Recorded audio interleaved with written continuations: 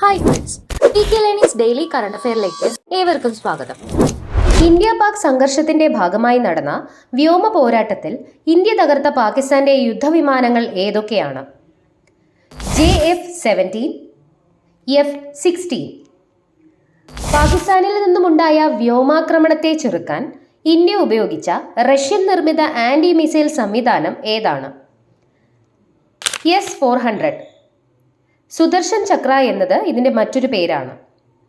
ആഗോള കത്തോലിക്ക സഭയുടെ തലവനായ പുതിയ മാർപ്പാപ്പയായി തിരഞ്ഞെടുക്കപ്പെട്ടത് ആരാണ്? പോപ്പ് ലിയോ 14 തിരഞ്ഞെടുക്കപ്പെട്ടത്. ഇദ്ദേഹത്തിന്റെ യഥാർത്ഥ നാമം റോബർട്ട് ഫ്രാൻസിസ് പ്രേവോ. കേരള സർവകലാശാലയിലെ സസ്യശാസ്ത്ര വിഭാഗം ഗവേഷകർ കണ്ടെത്തിയ പുതിയ ബാക്ടീരിയം ഏതാണ്? എക്സിഗുവോബാക്ടീരിയം എബ്രഹാമി. ഇന്ത്യ പാക് സംഘർഷത്തിനിടെ ഇന്ത്യ തുറന്നുവിട്ട ചെനാബ് നദിയിലെ അണക്കെട്ടുകൾ ഏതൊക്കെയാണ്? സലാൽ, ബഗ്ലിഹാർ. ഇന്ത്യ പാക് സംഘർഷ പശ്ചാത്തലത്തിൽ ഇന്ത്യൻ വ്യോമസേന തിരിച്ചുവിളിച്ച ഗഗൻയാൻ ദൗത്യത്തിലായിരുന്ന ഗ്രൂപ്പ് ക്യാപ്റ്റൻ ആരാണ്? Ajith Krishnan.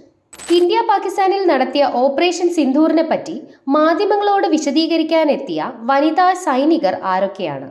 Colonel Sofiya Qureshi, wing commander Vyomika Singh.